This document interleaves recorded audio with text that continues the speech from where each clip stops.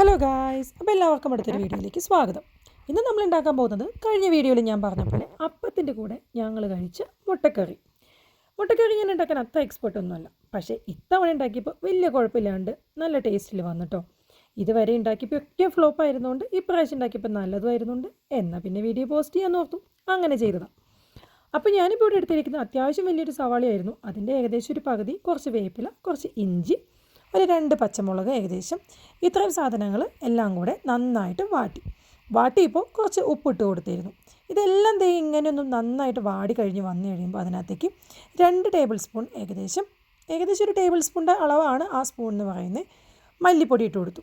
മല്ലിപ്പൊടി നന്നായിട്ട് ഇങ്ങനെ ഒന്ന് ചൂടാക്കി ഒന്ന് പയ്യെ മൊരിഞ്ഞ് വരുന്ന സമയത്തേക്ക് അതിനകത്തേക്ക് ഞാൻ കാശ്മീരി പൊടി ഇട്ടു. ഇത് കാശ്മീരി ഞാൻ പിന്നെ ഒരു കുറച്ച് സ്പൈസിയും രണ്ടും കൂടിയിട്ടുള്ളതാണിത്. അപ്പോൾ വലിയ എരിവ് ഇല്ല, കളറാണ് കൂടുതൽ വരുന്നത്. ഇതെല്ലാം ഇട്ട് ഒന്ന് മൊരിഞ്ഞ് കഴിയുമ്പോൾ നമ്മൾ അതിനകത്തേക്ക് ഒരു കുറച്ച് മഞ്ഞൾപ്പൊടി ഇട്ട് കൊടുക്കാം. മഞ്ഞൾപ്പൊടി ഒരുപാടൊന്നും വേണമെന്നില്ല, വളരെ കുറച്ച് മതി. പിന്നെ മഞ്ഞൾപ്പൊടി ഇട്ട് ഇതുപോലെ ഒന്ന് ചൂടായി കഴിയുമ്പോൾ അതിനകത്തേക്ക് ഒരു അര തക്കാളി, അത്യാവശ്യം വലിയൊരു തക്കാളി ആയിരുന്നു, അതിൻ്റെ ഒരു അര ഭാഗം ഞാൻ എടുത്തിട്ടേ ഉള്ളൂ. അതെല്ലാം ഇട്ട് കഴിയുമ്പോൾ അടിയിൽ പിടിച്ച മസാലയ്ക്കൊന്നും ഇങ്ങോട്ട് വിട്ടുപോരും കേട്ടോ തക്കാളി ഇടുമ്പോൾ. അത് കഴിഞ്ഞ് അതൊന്ന് വാടി കഴിയുമ്പോൾ അതിനകത്തേക്ക് ഒരു അര ഗ്ലാസ് വെള്ളം ഒഴിച്ച് കൊടുക്കാം. വെള്ളം ഒഴിച്ച് കുറച്ച് നേരം അതൊന്ന് ഇളക്കി ഒന്ന് മൂടി വെച്ച് ശരിക്കും അതൊന്ന് തിളപ്പിക്കാം. തിളച്ച് നന്നായിട്ട് ആ തക്കാളിയും സവാളയും എല്ലാം നന്നായിട്ടൊന്ന് വാടി ഇതുപോലെ ഇച്ചിരി കട്ടിയായുള്ള ഒരു ഗ്രേവി ആയിട്ട് വരും.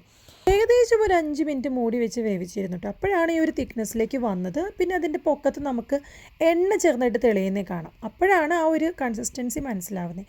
ഇതിനകത്തേക്ക് ഞാനൊരു വളരെ കുറച്ച് കെച്ചപ്പ് ആഡ് ചെയ്ത് കൊടുത്തു. കെച്ചപ്പ് ഇല്ലാന്നുണ്ടെങ്കിൽ ടൊമാറ്റോ സോസ് ആണെങ്കിലും മതി, അതിന് വേറൊരു ഫ്ലേവർ ഉണ്ട്. ഇതെല്ലാം ആയി കഴിയുമ്പോൾ അതിനകത്തേക്ക് മുട്ട പുഴുങ്ങി വെച്ചിട്ടുണ്ടായിരുന്നു. മുട്ട പുഴുങ്ങിയത് ഒരു ഭംഗിക്ക് വേണ്ടിയിട്ടാണ് അങ്ങനെ ഇങ്ങനെയും കമഴ്ത്തിയും നിവർത്തിയൊക്കെ വെച്ച് കൊടുത്തത്. പക്ഷെ അത് കട്ട ഫ്ലോപ്പായിരുന്നു കേട്ടോ.